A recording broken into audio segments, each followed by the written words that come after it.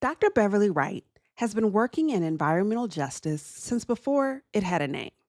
In fact, she was so much at the forefront of this movement that when she started, a lot of the terms we now use for climate and environmental work didn't exist yet.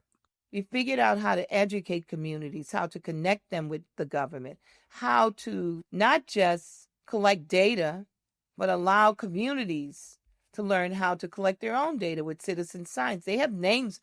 All of this that I did, they now have names for it. Now they call it citizen science. That's what we were doing. They call it community-based participatory research. We started that in the 90s. Dr. Wright, or Dr. Bev, as her students call her, grew up in New Orleans in a family with deep roots in the area. I can trace my history back 7 generations to this town. Earlier in her career, as a professor of sociology, Dr. Wright rooted her students' fieldwork in the New Orleans area too. And while New Orleans is known for things like Mardi Gras and Creole cooking, there are other traditions of the Gulf Coast region, like a long history of building petrochemical plants in the backyards of Black neighborhoods. Yes, Cantor Alley is what we called it. When Dr. Wright learned that 80% of African Americans in the New Orleans region lived within 3 miles of a toxic facility, she says that is when she went from thinking of herself as a scholar to understanding her role as an advocate scholar. After that, I was a warrior for this. Welcome to PathBreakers, a show about what it takes to cut through the noise and red tape and all of the other obstacles to progress. I'm Tracy Pearson, and I work on the communications team at the Kresge Foundation. And I'm Jamie Bennett. I work at the intersection of arts, culture, and equitable community development. On each episode of this podcast, we talk with a different pathbreaker, someone who's forging new ways forward in their own community. Today, we have the joy of welcoming Dr. Beverly Wright, founder and director of the Deep South Center for Environmental Justice. We're going to talk to her about her journey as an environmental justice pioneer, get some information about the eye-opening work she and her students have produced to help get the movement off the ground, and about the next generation of climate workers and justice leaders at the Deep South Center who will pick up her baton. Hello, Dr. Wright. Welcome to the podcast. Thank you. Hello to you, and thank you for inviting me.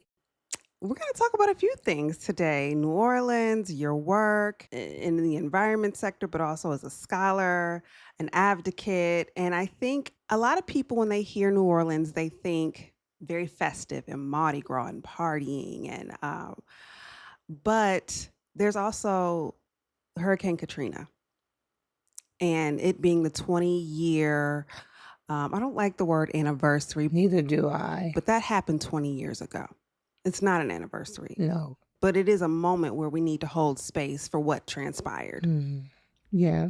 And so I want to talk to you about that from a climate perspective. And with you working in the South and the Gulf Coast region, what's the feeling right now? Well, I suspect that the feeling runs along a spectrum of, yes, we've survived to we're not where we should be, and feelings that New Orleans will never be the same for those of us who live here. The changes that have been occurring with the loss of population, in particular, real loss of our Black middle class who are mostly in the public school system that has been completely taken over by what I would call a failing charter school system. The racial composition of our schools now are mostly white teachers with all Black students. I think that the Black population has lost much ground and we've been pushed out. I think that our culture, that is the heartbeat of this city, is being stolen in a way that is not as authentic as it used to be. So I don't have any reason to celebrate. The only celebration would be that my personal family, to some extent, all survived, except my uncle who never made it back home. Most of us were able to restore our homes in my personal family, but that is not true for so many people in the city of New Orleans and the lower Ninth Ward, which was hit the hardest. But it is so different from what it used to be now, with the kind of mixed income that they called putting out here.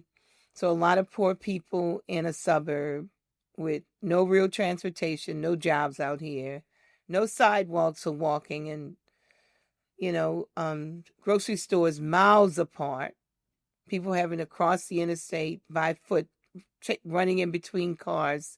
So it's really a disaster that has just exacerbated because of what I call disaster capitalism that has really took root in my city, and gentrification at warp speed of all of the historic neighborhoods. And so all of our hard gains, which were really difficult in a truly racist and segregated city to get, we're losing that. So for all the rave about the city of New Orleans, how successful we were with coming back, none of that was ever true for Black people.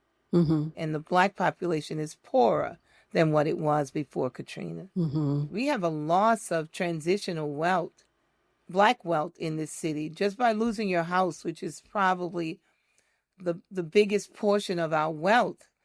If a storm comes and it wipes out, your house, then where are you, especially if you can't rebuild? And then we were fighting the discriminatory process called the Road Home program, which had a formula that was really crazy. It said that we will pay you one of two things, and we'll pay you the lowest value. So they looked at the value of your house and the cost to rebuild your house. They would take whichever one was the lowest value. So my house in a Black neighborhood maybe was worth $250. The same house in a white neighborhood is worth $400,000. The cost to rebuild is $380, but all I could get was $250. So we went to court over that and won that this is a discriminatory screening because you picked the lowest value. So it means most of us did not have enough money to rebuild our houses. So I don't feel like celebrating at all. In fact, I wish I could leave the city. But there's so many people who want to talk. They want to have these conversations about all of this, not recognizing how painful this is for most of us. The celebration, that makes no sense. Memorial would be a better memorial word to use than celebration for me. So, Dr. Wright, you talk a lot about your work as climate justice. And when I think of climate justice, I tend to think of the environmental realities, the disaster capitalism you talk about, the cultural realities. Will you just, for listeners who sort of haven't talked in that frame of climate justice, would you just help introduce us to why you frame your work that way?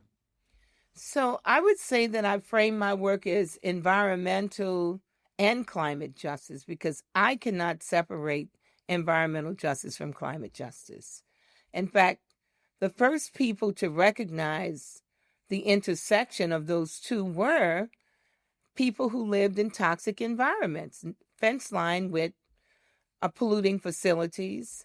And then as they began to learn more about climate, they realized that the facilities that were making them sick, poisoning them, lowering their property value, making it worth nothing to anybody that was living and breathing. That's why we have so many graveyards surrounding these facilities. They made the connection between that and the change in the climate, which they were looking at, first of all, with, small animals disappearing, screens rusting and falling off their windows in 3 months, spotted cars. You knew they lived upriver because one side of their car would have these strange spots where the paint had been eaten out.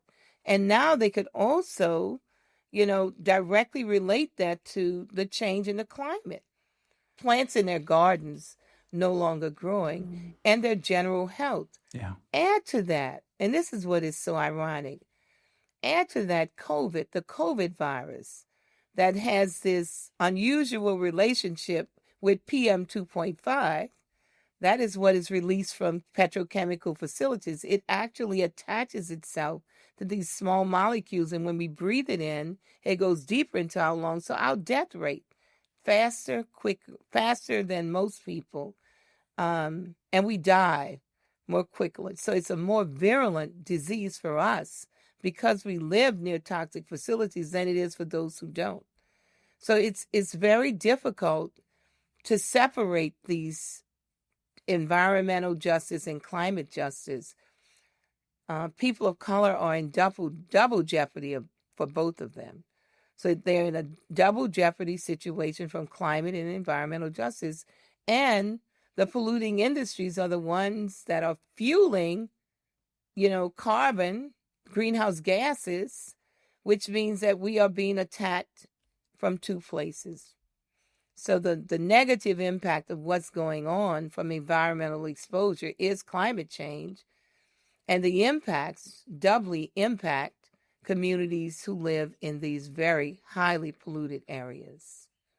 So climate justice was an automatic for us when we made the connection. In fact, we did in as early as 2000 with a huge conference in The Hague. It was called the Other Climate Summit. Mm-hmm. And at that time, I have a picture, and I love to take it out, of a panel that we had on climate justice that far back before anybody was making the connections between the impacts on poor communities living in these polluted areas and the climate. Dr. Wright, is climate and environmental justice something you saw yourself working in when you were a young girl in New Orleans? Absolutely not. How did you end up in this field? I'm just so curious how you ended up in such important and dynamic and complex and layered work. It was a strange road to where I am, and I didn't choose it. It sort of fell on me, to be honest with you. I grew up in New Orleans, never ever thinking that the facilities were bad. They were always sold to us as jobs and progress, never, death and sickness and death. Yeah. And I didn't realize that from my experiences in Louisiana.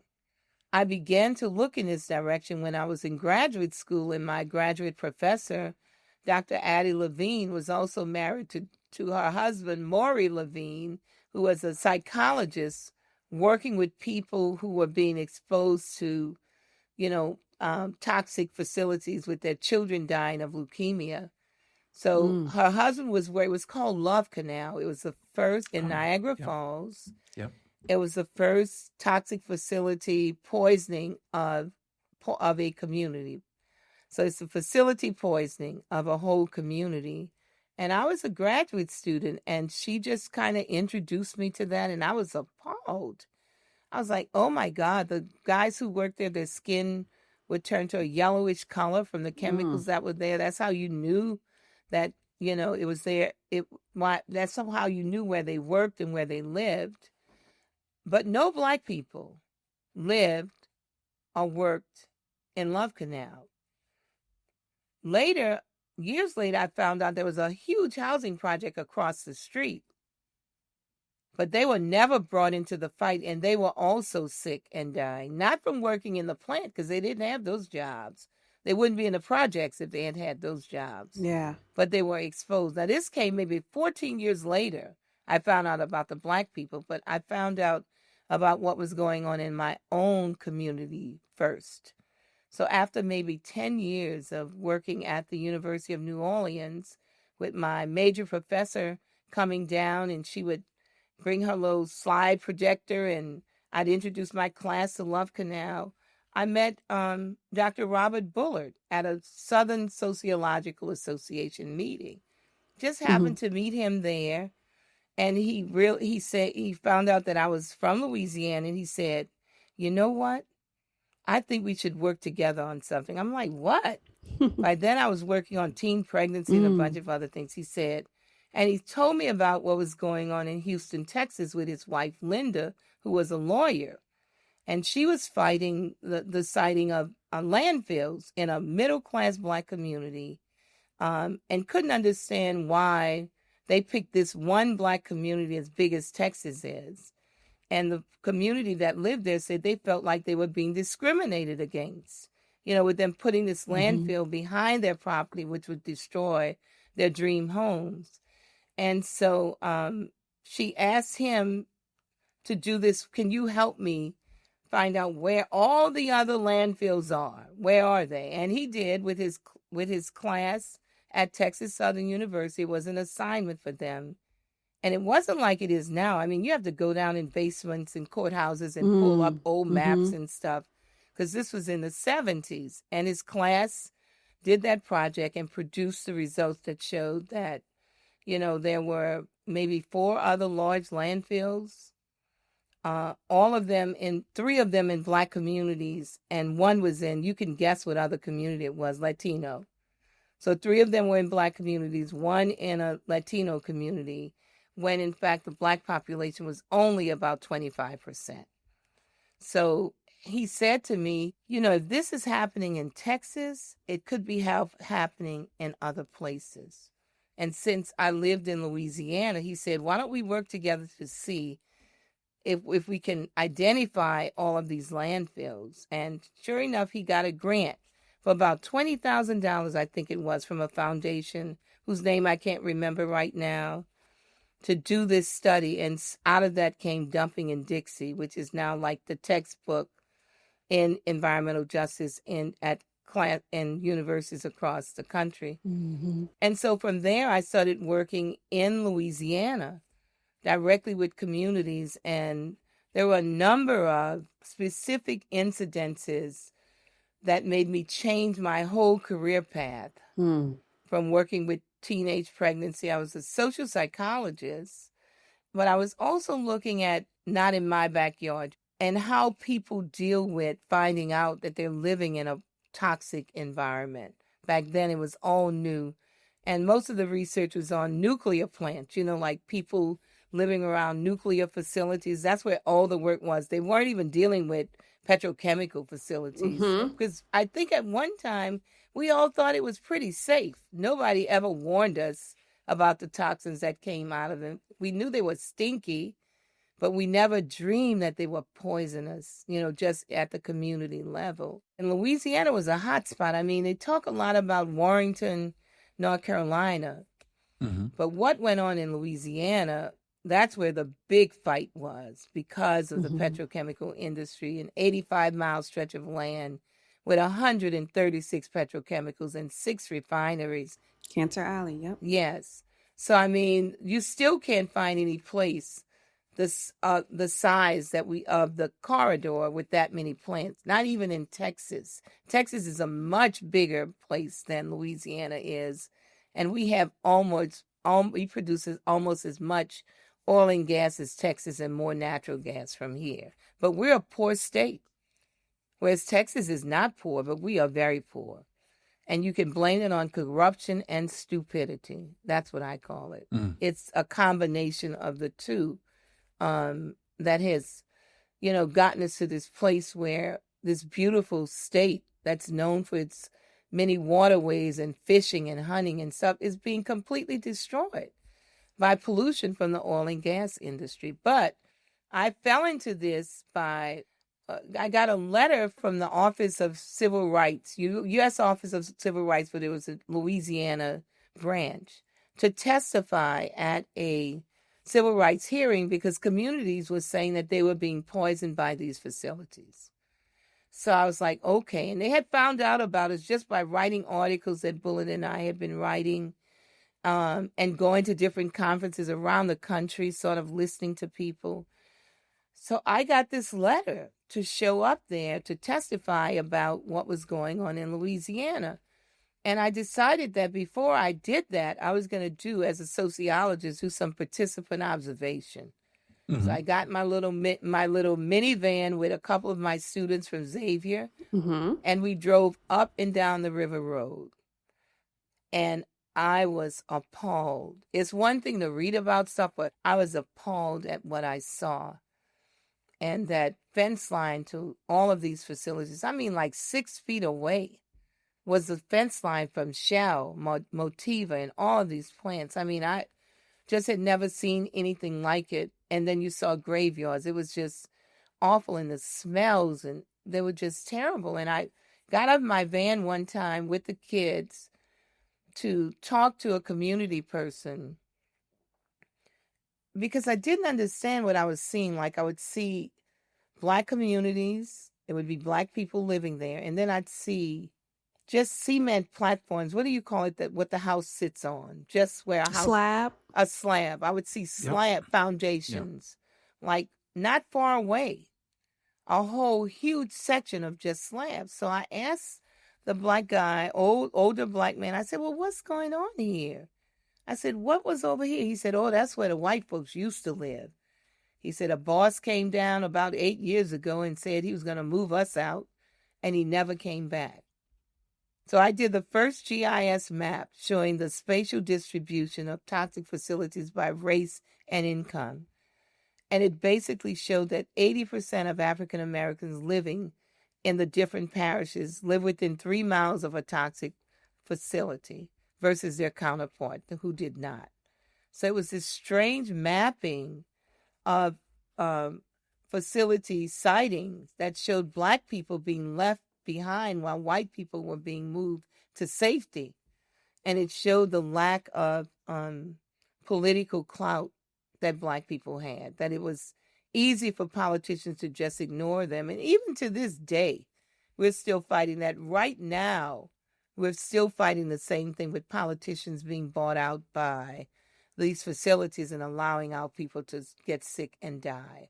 So I was so, when that happened, you know, that was kind of it. One community in Geismar, Louisiana, and in that community, back then we brought the EPA administrator, Carol Browner, for a visit. Mm-hmm. And when we drove through the communities, there were little white crosses on the lawns. And some of them had like 8, 3, 4. And I asked them, what did that represent? They said it represent the number of people in their household who had died of cancer. Mm. And they believed that it was tied to them living so close to these facilities. I was done. Mm-hmm. I kind of jumped in it, and all of our work really began after that early exposure. And, you know, while I'm thinking this is just happening in Louisiana, and I knew a little bit about Texas, I never expected it to cross the whole United States of America. And Dr. Wright, you've been a scholar, you're a researcher, you're a teacher, you're an advocate, you're a warrior. You brought all of that work together when you founded the Deep South Center for Environmental Justice, which you currently lead. Yes. Would you just say, what is the center? What is the work of the center? What is this thing that you've built? So this is a long story too, because the center has evolved, but I was a college professor and a researcher. Mm-hmm. And when I left the University of New Orleans and then went to Wake Forest University to teach, and then came back to New Orleans to start the Deep South Center for Environmental Justice, what I learned was that academic researchers were really not doing research that benefited the communities where they lived. And the research that they did in Louisiana was mostly for the benefit of the oil and gas industry that was supporting most of it. And when they did research with community people on their problems, it was for tenure.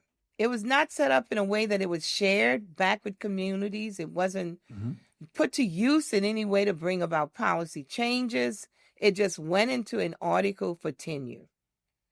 And it was also unethical because they made promises to communities that they never kept, promises that they couldn't keep just to get into the door to collect the data. And I looked at that and I'm like, this is not who I want to be. This is not the kind of researcher that I would ever want to be. All of the work, the way that I was always raised to give back, and you needed to give back to your community. Mm-hmm. So even in teaching, it was about educating students so they could be better stewards of this earth in their community, working to better the quality of life for all of us. That's just who I am. And what I saw was not.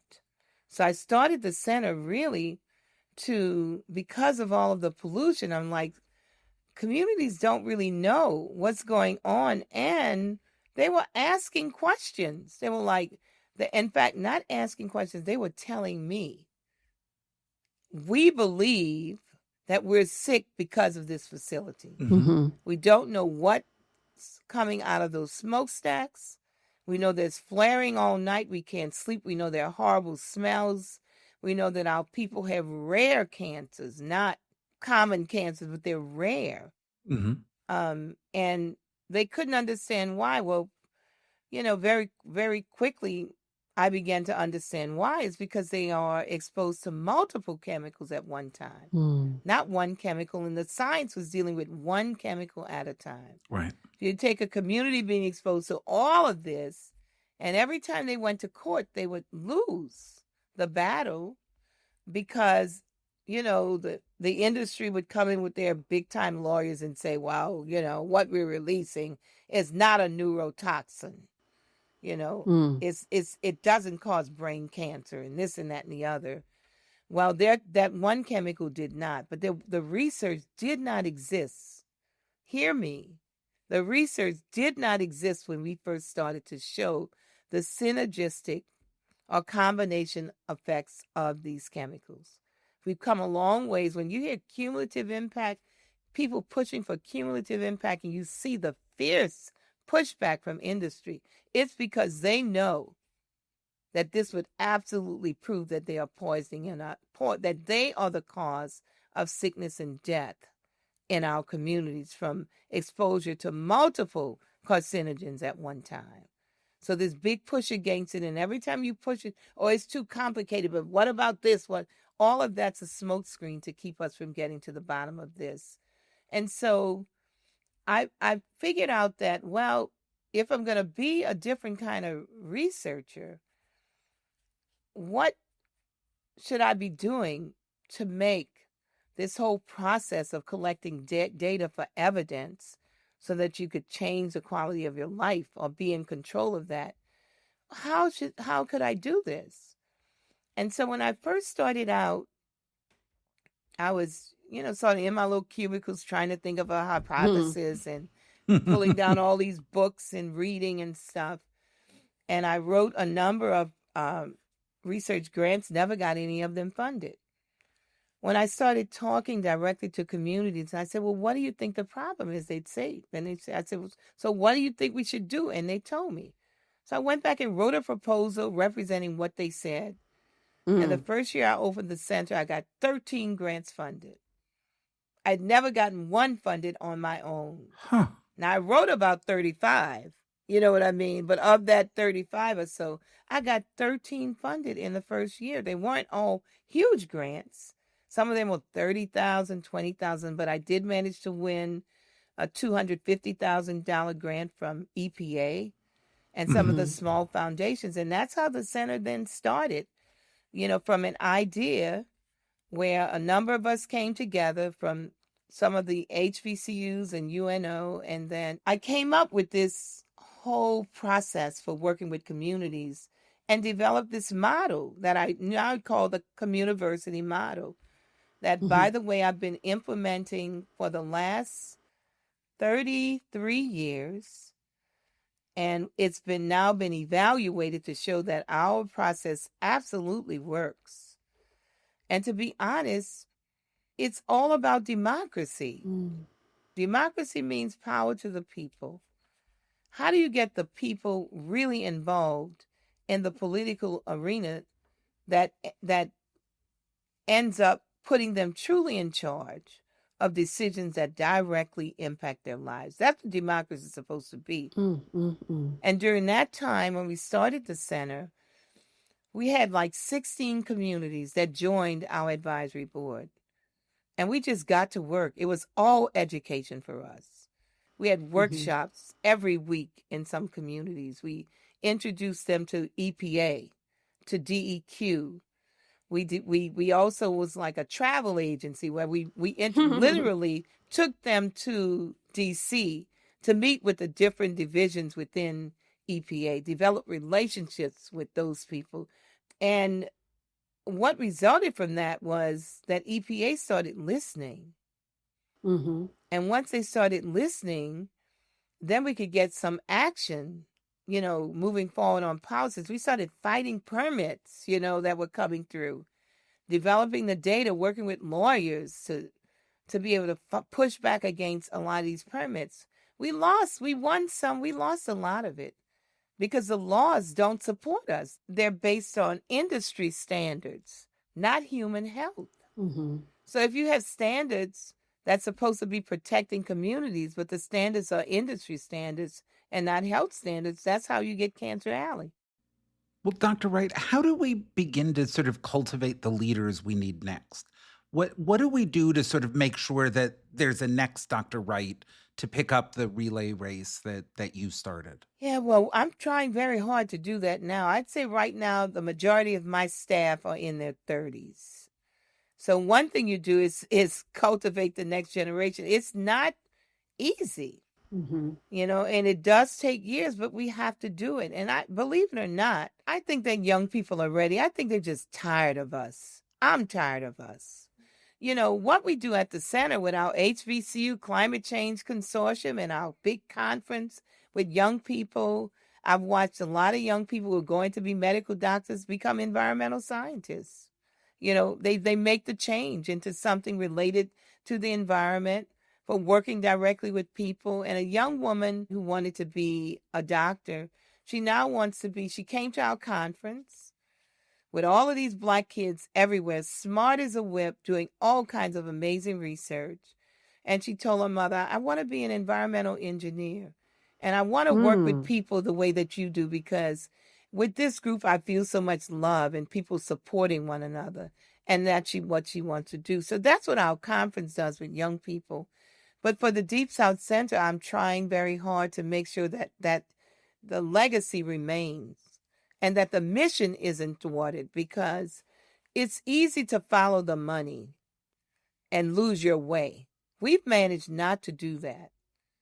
And I tell people I'm working to close down Deep South Center. In other words, where we've done enough that our work is no longer needed. I don't know when but that's our job, to really work to make that we are no longer needed, that we've accomplished our goals. It's certainly not going to happen. I don't think it'll happen in my lifetime, but I think it can happen with the next generation if we keep working, if we keep educating. And I tell people all the time, I've never seen a community that had all of the information make a bad decision for their community. When do you bite the hand that feeds you? When it feeds you poison. That's so right. Well, Dr. Wright, we appreciate you coming onto the podcast and sharing some of your wisdom with us and your knowledge, and of course, all of the work that you have done over the duration of your career. Thank you so much. Dr. Wright, thank you so much for everything that you shared. I feel guilty asking you to do anything more, but at the end of each episode, we do a lightning round with our guests. And Tracy, will you kick us off for that? Very quickly, rapid fire. These are rapid fire questions. I'm a professor. It's hard for us to answer in one word. I'll try. Okay. What is the first book you remember reading? You're going back all the way to elementary school. The first one I read was something about Jane and Jack. You're ordering a sandwich, dressed or undressed? Dressed. Always dressed. Amen. Yes. It's almost August, but now that we're still in July, what's your song of the summer? Anything that says stay cool. I know, in that Louisiana humidity, yes. Summer breeze, feel fine. That's mine. Growing in the magic in my mind. That. All right, yes, Dr. Bev. That's mine. Dr. Wright, do you have a collection of anything? I do have a collection of holiday dishes and stuff. I'm a real holiday person. Katrina took my mother's Christmas dishes, but I'm saving them for my children. If you wrote your memoir today, what would the title be? Or are you ready to share the title of your book? Yeah, My Mother's Eyes. Oh, My Mother's Eyes. I love that. Yeah, how I see things through. I think back so often of what she told me and how I didn't understand it then. So illumination is what's happening at this point in my life. Thinking back to your days in the classroom, what was your favorite class to teach? Well, the only thing I taught back then was introduction to sociology and introduction to social psychology, but I loved teaching the sociology of women. So I taught that class back in the day, and I really loved that class. Did you have a favorite class that you took as a student? It was sociology. Obviously, duh. Oh yeah, I loved sociology because it was so relevant to life, if you know what I mean. Now, relevant to life. It helps you to understand social structures and the impacts that they have on your lives and how people become who they are and what part government plays in molding society. So it was sociology, and that's why I majored in sociology with a concentration, though, in social psychology, because I was always interested in how people think. I love that. And finally, who was a pathbreaker in your life? Who's someone who paved the way for you? The pathbreaker in my life, to me, was my mother. The other person would be Dr. Adeline Levine, who passed away. She was my major professor. And one of my major professors, she was really second, but she became first. Because she guided me through an environment that I knew nothing about. Completely white environment. I was in Buffalo, New York. People were white. The snow was white. Everything was white. I was cold and very unhappy and didn't know how to manage the system. And I remember she told me, she said, "Come here, little girl. You got two things against you. You're black and you're female." She said, "But we're going to get out of here." And she did. She became one of my best friends. I loved her dearly. She was hard as hell. I hated her at some point. But I began to realize what she was doing. So my mom and Addie, those two. Beautiful. Well, thank you so much, Dr. Bev. It's amazing. Thank you. Thank you for letting us learn with you. I really appreciate it. Well, you're quite welcome. And thank you for being interested in the Deep South Center for Environmental Justice. Dr. Wright is the founder and executive director of the Deep South Center for Environmental Justice. PathBreakers is produced by the Kresge Foundation, which was founded in 1924 with a mission to promote human progress. Today, Kresge works to expand equity and opportunity in America's cities. Read the stories of all of this season's PathBreakers and learn about our grant-making and social investing work in Detroit, Memphis, New Orleans, Fresno, and cities across the U.S. at Kresge.org. To hear more stories from the PathBreakers, be sure to subscribe to the show wherever you listen to podcasts. Our producers are Juliet Heinley and Zach Rosen. Managing editor is Krista Yankee. Our show art is by Rochelle Baker and creative direction by Alejandro Herrera. Special thanks to my colleagues on the environment team in the American Cities program for lifting up Dr. Wright and speaking her name as a truly phenomenal pathbreaker. We'll talk to you all next week.